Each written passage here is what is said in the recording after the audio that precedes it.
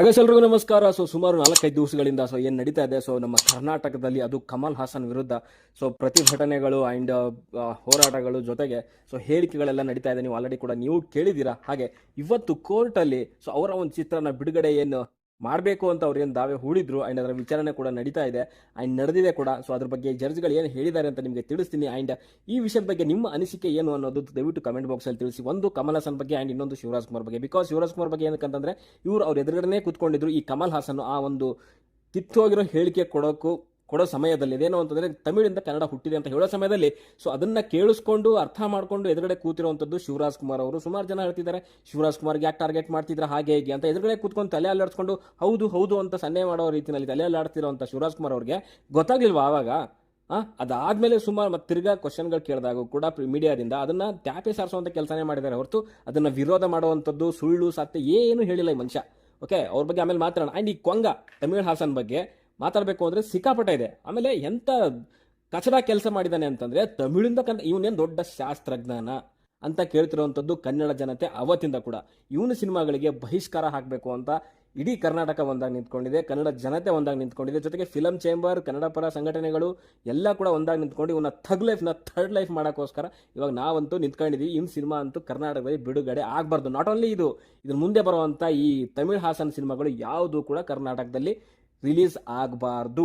Okay, ಈ ಒಂದು ನಿರ್ಧಾರನ ಕನ್ನಡಿಗರಾದಂಥವ್ರು ನಾವು ತಗೊಬೇಕು. ಇಲ್ಲ ಅಂತಂದರೆ ಇಂಥ ಪರರಾಜ್ಯದವರು, ಅದರಲ್ಲೂ ಮುಖ್ಯವಾಗಿ ಇಂಥ ತಮಿಳ್ ಹಾಸನ್ ಅಂತ ನನ್ನ ಮಕ್ಕಳು ಕನ್ನಡಿಗರ ಬುದ್ಧಿ ಕಲಿಸಿಲ್ಲ ಅಂತಂದರೆ ಇವರು ಬುದ್ಧಿ ಕಲಿಯಲ್ಲ. ಬುದ್ಧಿ ಕಲಿಸ್ಬೇಕು ಅಂದರೆ ನಾವು ಕನ್ನಡಿಗರೇ ಸರಿ ಅಂತ ಅವ್ರಿಗೆ ಇಲ್ಲಿವರೆಗೂ ಕೂಡ ಬಿಟ್ಕೊಂಡು ಬಂದು ನನ್ನ ಮಕ್ಕಳಿಗೆ ಬೆಂಗಳೂರು ಕರ್ನಾಟಕ ಅನ್ನೋವಂಥದ್ದು ಒಂಥರ ಈ ಮಾರ್ಕೆಟ್ ಆಗಿಬಿಟ್ಟಿದೆ. ಬರೋದು ಇಲ್ಲೆಲ್ಲ ಏನು ಬೇಕಾಗಿದ್ದು ಮಾಡೋದು, ದುಡ್ಡು ಸಂಪಾದನೆ ಮಾಡ್ಕೊಳ್ಳೋದು, ಹೊಂಟೋಗೋದು. ಇದೇ ನನ್ನ ಮಕ್ಕಳು ಮಾಡುವಂಥ ಕೆಲಸ. ಅವ್ರಿಗೆ ಒಂದಲ್ಲ ಒಂದಿನ ನಾವು ಬುದ್ಧಿ ಕಲಿಸಲೇಬೇಕು. ಆ ಟೈಮ್ ಇವಾಗ ಬಂದಿದೆ ಈ ತಮಿಳ್ ಹಾಸನ್ಗೆ ಬುದ್ಧಿ ಕಲಿಸುವಂಥದ್ದು. ಆ್ಯಂಡ್ ನಮ್ಮ ನೀರೇ ಕುಡಿದು, ನಮ್ಮ ಕಾವೇರಿ ನೀರೇ ಕುಡಿದು ನನ್ನ ಮಕ್ಕಳು ಬಂದ್ಬಿಟ್ಟು ನಮಗೆ ತಿರುಗಿಸಿ ಮಾತಾಡ್ತಾರೆ ಅಂತಂದರೆ ಇಂಥ ಗಾಂಚಾಲಿ ಮಾತುಗಳು ಇವ್ರಿಗೆ. ಆಮೇಲೆ ಇದೆಲ್ಲ ಪ್ರತಿಭಟನೆಗಳು, ಹೋರಾಟಗಳು ಎಲ್ಲ ಶುರುವಾದ್ಮೇಲೂ ಕೂಡ ಮೀಡಿಯಾದವ್ರು ನೀವು ಕ್ವಶನ್ ಕೇಳಿದಾಗೂ ಕೂಡ ರಿಟರ್ನ್ ಆಗಿ ನಾನು ಪ್ರೀತಿಯಿಂದ ಹೇಳಿರುವಂಥದ್ದು, ನಾನು ಇದಕ್ಕೆ ಕ್ಷಮೆ ಕೇಳಲ್ಲ.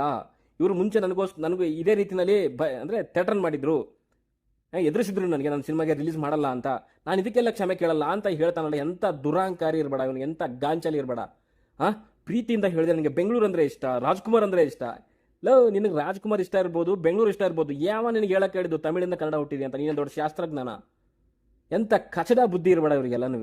ನಿಮ್ದೆಲ್ಲ ಚೆನ್ನಾಗಿದೆ ಅಂದ್ಕೊಂಡ್ಬಿಟ್ಟು ಗೂಟ ಇಟ್ಬಿಟ್ರಲ್ಲ. ಎದುರುಗಡೆ ಕೂತ್ಕೊಂಡಿರುವಂಥ ಶಿವರಾಜ್ ಕುಮಾರ್, ದೊಡ್ಡ ಮನೆ ಮಗ ಡಾಕ್ಟರ್ ರಾಜ್ಕುಮಾರ್, ವರನಟ ಡಾಕ್ಟರ್ ರಾಜ್ಕುಮಾರ್ ಅವರ ಮಗ ಶಿವರಾಜ್ ಕುಮಾರ್ ಸುಮ್ಮನೆ ಕೂತ್ಕೊಂಡು ತಲೆ ಆಡಿಸ್ಕೊಂಡು ಕೂತ್ಕೊಂತಿರಲ್ಲ.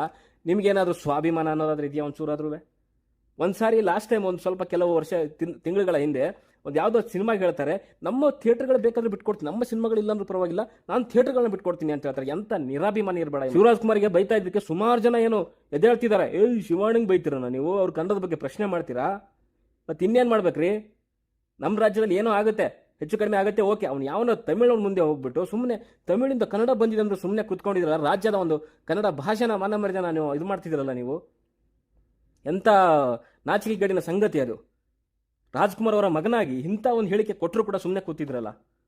ಎದ್ದುಬಿಟ್ಟು ಅಲ್ಲೇ ಬರಬೇಕಿತ್ತು. ಓಕೆ, ಆ ಒಂದು ಸಮಯದಲ್ಲಿ ಹೇಳಲಿಕ್ಕಾಗಿಲ್ಲ, ಗೆಸ್ಟ್ ಆಗಿ ಕರೆದಿದ್ರು, ಮುಜುಗರ ಆಗುತ್ತೆ, ಅವ್ರಿಗೂ ಮುಜುಗರ ಆಗ್ಬೋದು, ನನಗೂ ಮುಜುಗರ ಆಗ್ಬೋದು ಅಂತ ಏನೋ ಸುಮ್ಮನೆ ಇರ್ಬೋದೇನೋ. ಬಟ್ 2-3 ಸಾರಿ ಈ ಒಂದು ಪ್ರಶ್ನೆಗಳು ಮೀಡಿಯಾದ್ರು ಕೇಳಿದ್ರು ಕೂಡ ಈ ಚಿಕ್ಕ ವಿಷಯನ ಯಾಕೆ ದೊಡ್ಡದು ಮಾಡ್ತಾ ಇದ್ದೀರಾ?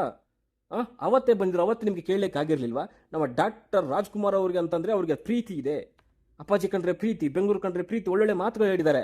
ಕೊನೆಗೆ ಈ ಊಟನೂ ಇಟ್ಬಿಟ್ರು ಹಾಗೆ, ತಮಿಳಿಂದ ಕನ್ನಡ ಭಾಷೆ ಹುಟ್ಕೊಂಡಿದೆ ಅಂತ. ನಿಮ್ಮ ಪರ್ಸ್ನಲ್ ಇದ್ದರೆ ನಿಮ್ಮ ಪರ್ಸ್ನಲ್ ಇಟ್ಕೊಳ್ರಿ ಸ್ವಾಮಿ, ಮನೇಲಿ ಇಟ್ಕೊಳ್ಳಿ. ನೀವು ಅವ್ರ ಮನೆ ಕರೆದ್ಬಿಟ್ಟು ಏನು ಬೇಕಾದ್ರೆ ಅನ್ಸ್ಕೊಳ್ಳಿ. ಒಂದು ಸ್ಟೇಜ್ ಮೇಲೆ ಅಷ್ಟು ಲಕ್ಷಾಂತರ ಕೋಟ್ಯಾಂತರ ಜನ ನೋಡೋವಂಥ ಒಂದು ಜಾಗದಲ್ಲಿ ನಿಂತ್ಕೊಂಡು ತಮಿಳಿಂದ ಕನ್ನಡ ಹುಟ್ಟಿದೆ ಅಂತಂದರೆ ಸುಮ್ಮನೆ ಕೂತ್ಕೊಂತೀರಾ? ನಾನು ನಾಳೆ ಹೇಳ್ಬೋದು ಕನ್ನಡಿಗರಿಗೆ ಹುಟ್ಟಿದ್ದು ಕಮಲ್ ಅಂತ ಹೇಳ್ತೀವಿ, ಸುಮ್ಮನೆ ಆಗ್ತಾನೆ ಹಂಗಿದ್ರೆ ಅವನು. ನಾಳೆ ನಾವು ಹೇಳ್ತೀವಿ ಕನ್ನಡದಲ್ಲೇ ತಮಿಳು ಹುಟ್ಟಿರೋದು, ನಮ್ಮ ನೀರನ್ನೇ ಅವ್ರು ಕುಡಿದು ಬದುಕ್ತಾ ಇರೋದು ಅಂತ ಹೇಳಿದ್ರೆ ತಮಿಳವ್ರು ಸುಮ್ಮನೆ ಇರ್ತಾರ ಸ್ವಾಮಿ? ಎಂಥ ನಾಚಿಕೆಗಳಿನ ಸಂಗತಿ ಅಂತಂದರೆ ನಿಜವಾಗ್ಲೂ ಶಿವರಾಜ್ ಕುಮಾರ್ ಅವ್ರಿಗೆ ಇಷ್ಟೊಂದು ನಿರಾಭಿಮಾನ ಅಂತ ನಂಗೆ ಗೊತ್ತಿರಲಿಲ್ಲ. ಕನ್ನಡದ ಪರ ನಿಲ್ಲಲ್ಲ ಅಂಥವ್ರಿಗೆ ಹೇಳ್ತಿರೋವಂಥದ್ದು. ನಿಮಗೆ ಕರ್ನಾಟಕದಲ್ಲಿ ಇಷ್ಟ ಇಲ್ಲ ಅಂತಂದರೆ ಹೋಗಿ, ಅಲ್ಲ ಆಚೆ ಹೋಗಿ.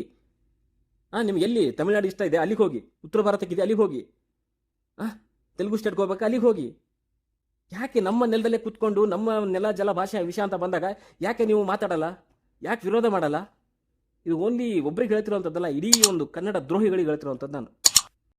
ಎಷ್ಟು ನಿರಾಭಿಮಾನ ಅಂತಂದರೆ, ಆ ಕಮಲ್ ಹಾಸನ್ ಅಂತ ಕಿತ್ತೋಗಿರೋ ಹೇಳಿಕೆ ಕೊಟ್ಟರು ಕೂಡ ತಮಿಳುನಾಡಲ್ಲಿ ಅವನಿಗೆ ಸಪೋರ್ಟ್ ಮಾಡ್ತಾವ್ರೆ.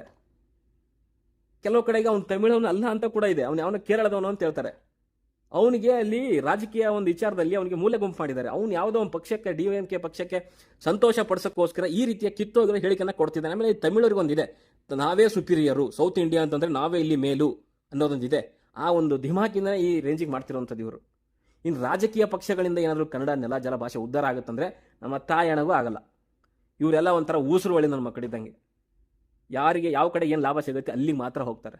ಅದು ಬಿಟ್ಟು ಇನ್ನೊಂಚೂರು ಉಪಯೋಗ ಅಲ್ಲ. ಆಮೇಲೆ ಇನ್ನೊಂದು ದೊಡ್ಡ ವಿಚಾರ ಏನು ಅಂತಂದರೆ, ಕನ್ನಡ ಚಿತ್ರರಂಗದಿಂದ ಯಾರು ಕೂಡ ಒಂದು ಖಡಕ್ ಆಗಿರುವಂಥ ಹೇಳಿಕೆ ಕೊಟ್ಟಿಲ್ಲ. ಕಮಲ್ ಹಾಸನ್ ಹೇಳಿರುವಂಥದ್ದು ತಪ್ಪು ಅಂತ ಯಾರ್ಯಾರು ಹೋಗಿ ಮೀಡಿಯಾದವ್ರು ಹೋಗಿ ಮೈಕ್ ಹಿಡಿದವ್ರೆ, ಒಂದು ಕೆಲವು ಜನರುಗಳು ಹೇಳಿರುವಂಥದ್ದು, ಅವ್ರು ಹೇಳಿರುವಂಥದ್ದು ತಪ್ಪು. ವಸಿಷ್ಠ ಸಿಂಹಾದ್ರು ಆಗಿರ್ಬೋದು, ಕೆಲವು ನಟರುಗಳು ನಟಿಯರು ಕೆಲವರು ಹೇಳಿದ್ದಾರೆ. ಬಿಟ್ಟರೆ ಖಂಡಿತವಾಗ್ಲೂ ಮಾಡಿರುವಂಥ ತಪ್ಪು ಅಂತ ಯಾವನು ಹೇಳಿಲ್ಲ. ನಾನು ಕಮಲ್ ಹಾಸನ್ ದೊಡ್ಡ ಅಭಿಮಾನಿ, ಅವರ ನಟನೆಗೆ ಹಾಗೆ ಹೀಗೆ, ಅವನು ದೊಡ್ಡ ಅಭಿಮಾನಿ ನಟ ಇರ್ಬೋದ್ರಿ, ಇಂಥ ಕಿತ್ತೋಗಿರೋ ಬುದ್ಧಿ ತೊಗೊಂಡ್ರೆ ಇನ್ಯಾವ್ರಿ ನಟ ಅವನು. ಅದರಲ್ಲಿ ಬೇರೆ ಇಷ್ಟೆಲ್ಲ ತಪ್ಪು ಮಾಡಿದ, ಸಾರಿ ಕೇಳಲ್ಲ ಅಂತ ಆದಮೇಲೆ, ಕನ್ನಡ ಈ ಚಿತ್ರನ ಬಿಡುಗಡೆ ಮಾಡಲ್ಲ ಅಂತ ಗೊತ್ತಾದ್ಮೇಲೆ ಕೋರ್ಟ್ಗೆ ಹೋಗಿದ್ದಾರೆ. ನಮ್ಮ ಒಂದು ಸಿನಿಮಾನ ಕರ್ನಾಟಕದಲ್ಲಿ ರಿಲೀಸ್ ಮಾಡಲಿಕ್ಕೆ ಅವಕಾಶ ಕೊಡಿ, ಜೊತೆಗೆ ಭದ್ರತೆ ಕೊಡಿ ಅಂತ. ಯಾವಾಗ ಕನ್ನಡ ಪರ ಸಂಘಟನೆಗಳು ಚಿತ್ರ ರಿಲೀಸ್ ಮಾಡಕ್ಕೆ ಬಿಡಲ್ಲ, ಚಿತ್ರ ರಿಲೀಸ್ ಮಾಡಿದ್ರೆ ಥಿಯೇಟರ್ಗೆ ಬೆಂಕಿ ಬೀಳುತ್ತೆ ಅಂತಂದಾಗ ಭಯ ಪಟ್ಕೊಂಡು ಹೋಗಿ ಕೋರ್ಟ್ಗೆ ಹೋಗಿದ್ದಾನೆ. ಇವತ್ತು ಕೋರ್ಟಲ್ಲಿ ವಿಚಾರಣೆ ಆಯಿತು. ಕೋರ್ಟ್ ಜಡ್ಜ್ ಹೇಳಿದ್ದಾರೆ, ಅಲ್ಲ ರೀ ಅವ್ರನ್ನ ಶಾಸ್ತ್ರಜ್ಞಾನಿ ಅಂದರೆ ದೊಡ್ಡ ಪಂಡಿತನ ಅವನು, ಕನ್ನಡ ಭಾಷೆ ಬಗ್ಗೆ ಮಾತಾಡಲಿಕ್ಕೆ ಅಂತ ಕೇಳಿದ್ದಾರೆ. ಕನ್ನಡ ನೆಲ ಜಲ ಭಾಷೆ ಅನ್ನೋದು ಅದು ಭಾವನೆಗಳಿಗೆ ಧಕ್ಕೆ ಆಗುವಂಥ ವಿಚಾರ, ಅದ್ರ ಬಗ್ಗೆ ಗೊತ್ತಿಲ್ಲದೆ ಏನಕ್ಕೆ ಮಾತಾಡಬೇಕು ಅಂತ ಕೂಡ ಕೇಳಿದ್ದಾರೆ. ಒಂದು ಕ್ಷಮೆ ತಾನೇ ಕೇಳಲಿಕ್ಕೆ ಏನು ತೊಂದರೆ ಅಂತ ಕೂಡ ಕೇಳಿದ್ದಾರೆ. ಈ ಎಲ್ಲ ವಿಷಯಗಳು ಕೂಡ ಇವತ್ತು ಚರ್ಚೆ ಆಗಿದೆ ಕೋರ್ಟಲ್ಲಿ. ಆಮೇಲೆ ತಮಿಳವರು ಸುಮಾರು ಜನ ಹೇಳ್ತಾರೆ, ಕನ್ನಡದವರು ಅಥವಾ ಕನ್ನಡ ಫಿಲ್ಮ್ ಚೇಂಬರ್ ಅವರು ಕ್ಷಮೆ ಕೇಳಬೇಕು ಅಂತ ಏನು ಹೇಳ್ತಿದ್ದಾರೆ, ಅದಕ್ಕೆ ಭಿಕ್ಷೆ ಬೇಡ್ತಿದ್ದಾರೆ ಇವರು, ಕನ್ನಡದವರು ಕ್ಷಮೆ ಕೇಳಲಿಕ್ಕೆ ಅಂತ ಹೇಳ್ತವ್ರೆ. ನೀನ್ಯಾಕಪ್ಪ ಕೋರ್ಟ್ಗೆ ಹೋದೆ ಭಿಕ್ಷೆ ಕೇಳಕ್ಕೆ? ಒಂದು ಸಿನಿಮಾನ ರಿಲೀಸ್ ಮಾಡೋಕ್ಕೆ ಕೊಡಿ, ಭದ್ರತೆ ಕೊಡಿ ಅಂತ ಭಿಕ್ಷೆ ತಾನೇ ಬೇಡಕ್ಕೆ ಹೋಗಿದ್ದೀರಾ? ಯಾಕೆ ನಿಮ್ಮ ತಮಿಳ್ನಾಡಲ್ಲಿ ರಿಲೀಸ್ ಮಾಡ್ಕೊಂಡು ಸುಮ್ಮನೆ ಇರಿ, ಬೆಂಗಳೂರು ಏನಕ್ಕೆ ಬೇಕು ನಿಮಗೆ? ಕರ್ನಾಟಕದಲ್ಲಿ ಏನಕ್ಕೆ ರಿಲೀಸ್ ಮಾಡ್ತೀರಾ? ಎಂಥ ಕಿತ್ತೋಗಿರೋರು ಅಂತಂದರೆ, ಗೆದ್ರೆ ಆಡಕ್ಕೆ ಬಂದೆ, ಸೋತ್ರೆ ನೋಡ್ಲಿಕ್ಕೆ ಬಂದೆ ಅನ್ನೋ ಜಾತಿ ಇರೋರಿಲ್ಲ ಎಲ್ಲನೂ. ನಮ್ಮ ನೀರೇ ಕುಡಿದು ನಮ್ಮ ವಿರುದ್ಧನೇ ಮಾತಾಡ್ತೀರಾ ಅಂತಂದರೆ ಎಂಥ ಗಾಂಚಲಿ ಇರಬೇಡ ನಿಮಗೆ.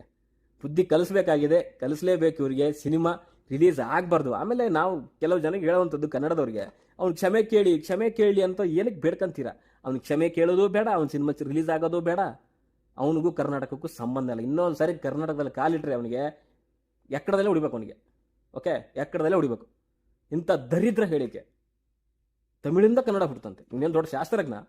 ಯಾವುದೇ ಭಾಷೆ ಆಗಿರ್ಬೋದು, ಅದಕ್ಕೆ ಅದರದೇ ಆದಂಥ ಒಂದು ಹಿನ್ನೆಲೆ ಇರುತ್ತೆ, ಅದಕ್ಕೆ ಒಂದು ಇತಿಹಾಸ ಇರುತ್ತೆ. ಅಗೇನ್ ಶಿವರಾಜ್ ಕುಮಾರ್ ಅವರು ನಿಜವಾಗ್ಲೂ ಸಖತ್ ಬೇಜಾರಾಯ್ತು ನನಗೆ. ದೊಡ್ಡ ಮನೆ ಅಂದ ತಕ್ಷಣ ಎಷ್ಟು ಗೌರವ ಇದೆ ರಾಜ್ಕುಮಾರ್ ಬಗ್ಗೆ, ಪುನೀತ್ ರಾಜ್ಕುಮಾರ್ ಬಗ್ಗೆ. ಅಂಥವ್ರ ಮನೇಲಿ ಇಂಥ ಒಂದು ನಾನು ನೆನೆಸ್ಕೊತೀನಿ ಅಂತಲೂ ಕೂಡ ಅನ್ಕೊಂಡಿರಲಿಲ್ಲ. ಬಿಕಾಸ್ ಈ ಥರದ ಒಂದು ಸ್ಟೇಟ್ಮೆಂಟ್ ಬಂದರೂ ಕೂಡ ಇವರು ಸುಮ್ಮನೆ ಟಿಲ್ ಡೇಟ್ ಇಲ್ಲಿವರೆಗೂ ಕೂಡ ಶಿವರಾಜ್ ಕುಮಾರ್ ಅವನು ಕಮಲ್ ಹಾಸನ್ ಹೇಳಿರುವಂಥದ್ದು ತಪ್ಪು ಅಥವಾ ಸರಿ ಅನ್ನೋದು ನಿರ್ಧಾರ ಮಾಡೋಕ್ಕಾಗಿಲ್ಲ ಇವ್ರ ಕೈಗೆ. ಹಂಗೆ ಕೇಳಿದ್ರೆ ನಾವು ಕನ್ನಡಕ್ಕೋಸ್ಕರ ಹಂಗೆ ಮಾಡಿದ್ದೀನಿ, ಕನ್ನಡ ಸಿನಿಮಾಗಳು ಇಷ್ಟು ಮಾಡಿದ್ದೀನಿ. ಸಿನಿಮಾದಿಂದ ಕನ್ನಡ ಅಲ್ಲ ಸ್ವಾಮಿ, ಕನ್ನಡ ಭಾಷೆಯಿಂದ ಸಿನಿಮಾಗಳು. ಅರ್ಥ ಮಾಡ್ಕೊಳ್ಳಿ. ಇನ್ನು ಸಿನಿಮಾದಿಂದನೇ ಎಲ್ಲ ನೀವು ಕನ್ನಡ ಭಾಷೆನ ಮೇಲೆ ಎತ್ತೀರ ಅನ್ನೋದು ಕೂಡ ದೊಡ್ಡ ತಪ್ಪು. ಅರ್ಥ ಮಾಡ್ಕೊಳ್ಳಿ ಸ್ವಲ್ಪ. ನೀವು ಕನ್ನಡ ಅಂತ ಬಂದಾಗ ಸ್ವಲ್ಪ ಗಟ್ಸ್ ತೋರಿಸ್ಬಿಟ್ಟು ಕನ್ನಡ ಪರ ನಿಂತ್ಕೊಳ್ಳೋದು ಕಲೀರಿ. ಯಾರು ಕೂಡ ರಿಯಾಕ್ಟ್ ಮಾಡಿಲ್ಲ.